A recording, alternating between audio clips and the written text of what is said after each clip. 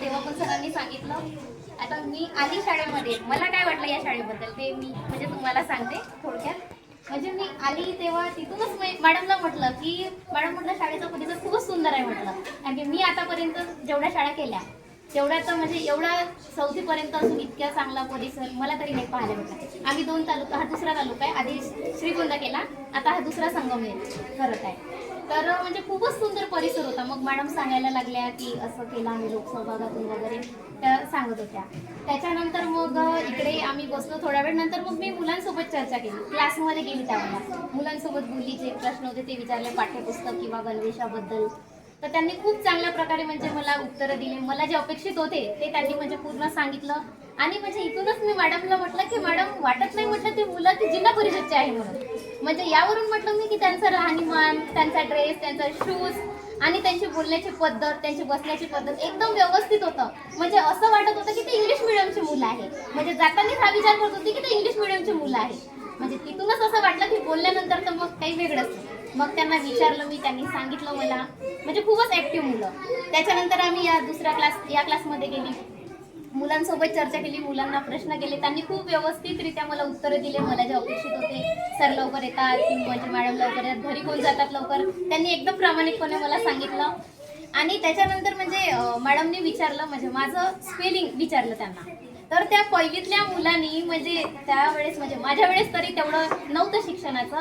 त्या पहिलीतल्या मुलांनी माझं स्पेलिंग प्रणाली नावाचं पूर्ण ॲक्युरेट बरोबर सांगितलं.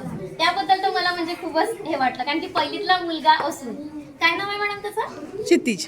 क्षितिज. कुठे क्लासमध्ये आहे वाटते तो क्षितिज. त्याच्यासाठी हा यांनी पण सांगितलं ना शिवराजनं. हा त्याने आडनावाचं लिहिलं. सर्वांना टाळ्या वाजवायला लावला. म्हणजे खूपच सुंदर पहिलीतल्या मनाने त्यांनी.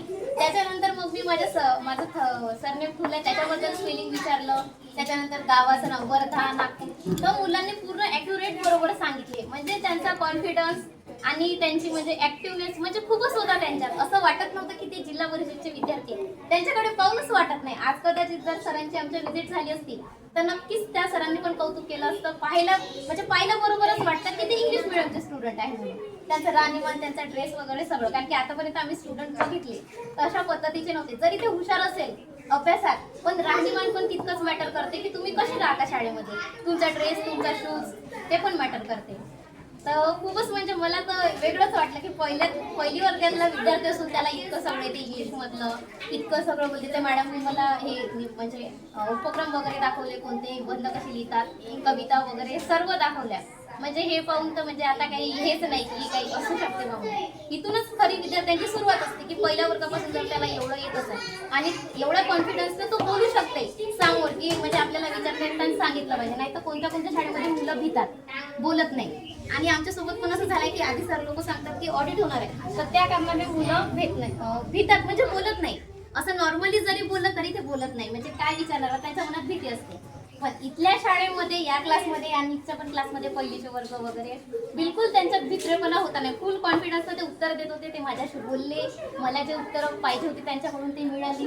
आणि राहणीमान खूप म्हणजे व्यवस्थितपणा वाटला मला. आणि म्हणजे मी जेव्हा सबमिट केला त्याच्या आधी आम्हाला ते फोटो, नाव आणि ते शाळेविषयी तुम्हाला काय वाटलं ते लिहावं लागते. तर मी म्हणजे लिहिलं. सरांना माहीत पण आहे की शाळेचा परिसर अतिशय सुंदर आहे. शाळेची पटसंख्या जास्त असून शाळेतील विद्यार्थी हुशार आणि खूपच म्हणजे ऍक्टिव्ह पण आहे. विद्यार्थी खूप चांगले मुलं आहे असं मी लिहिलं.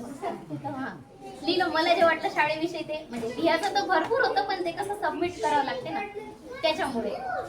तर खूप म्हणजे मला शाळा तर आवडते. शाळेचा परिसर तर खूपच छान आहे. कारण की शिकण्यापेक्षा ही जी कृती आहे त्या कृतीतून मुलं लवकर शिकतात. कारण की रोज म्हणजे यांच्यावर नजर जाते मुलांची. तर यामधून अक्षरं वगैरे सर्व शिकतात. सर वगैरे म्हणजे छान आहे सरांचं शिकवणं.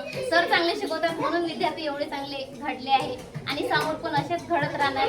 इथपासून जर विद्यार्थ्यांची सुरुवात असेल पहिलं तर नक्कीच हे विद्यार्थी उद्याच्या भविष्याचे भावी हे आहे. म्हणजे उद्या माझ्या ठिकाणी उद्या ते राहणार. मी आजच्या ठिकाणी त्या तिथून इथले विद्यार्थी इथे राहणार उद्या. एवढंच म्हणजे सांगायचं तर खूप आहे, पण खूप म्हणजे हुशार आहे. मला खूपच आवडली शाळा. मुलं खूप ऍक्टिव्ह आहे. मेन म्हणजे सांगायचं थँक्यू. आणि पहिला तोच विचार आहे, कारण मुलांना हा आल्यानंतर प्रूव्ह नाही वाटला पाहिजे, बोलतो येण्याला टेन्शन नाही वाटलं पाहिजे. तुम्ही पहिला रविवार असून जे हो. हे म्हणे आणि मी म्हणजे विचारलं त्यांना आल्याबरोबर की तुम्हाला म्हणजे आज सुट्टी आहे, तुम्ही आले कसे काय? तर ते म्हणे म्हणजे आज नसते आले तरी म्हणजे सर म्हणे मी बोलावलं म्हणे त्यांना विचारलं तुम्हाला घरी नाही जायचं आहे का? तर कोणीच असं म्हणत होतं की मॅडम घरी जायचं आहे. त्यांना म्हटलं आज आपण लवकर जाऊ, 12 वाजता, 2 वाजता, 3 वाजता. कोणीच नाही होतं. म्हटलं 6 वाजेपर्यंत थांबायचं. सर्वजण हो म्हणाले. म्हणजे 4 वाजेपर्यंत मॅडम आम्ही थांबतो म्हणे. म्हटलं आज सुट्टी आहे ना, कसं कंटिन्यू रोज शाळेत एक दिवस आराम पाहिजे, म्हणजे मुलांना पण वाटते की घरी राहायला पाहिजे. मुलं नाहीच नव्हते म्हणत, या क्लासमधले आणि या क्लासमधले पण. म्हटलं 12 वाजता जा, तर नाहीच म्हणे, थांबतो म्हणे मॅडम म्हणे. आम्ही 4 वाजेपर्यंत थांबतो म्हणे. म्हणजे हे विद्यार्थ्यांची शिक्षणाची इथून दिसून येते की विद्यार्थ्यांना किती आवड आहे शिक्षणाची. इथे काहीतरी असं म्हणजे शाळेत आणि शिक्षक देत असेल तेव्हाच विद्यार्थी तसे म्हणते की आम्हाला इथे थांबायचं आहे. म्हणजे असं वाटत नव्हतं त्यांच्याकडे पाहून की आज सुट्टी आहे, मग आपल्याला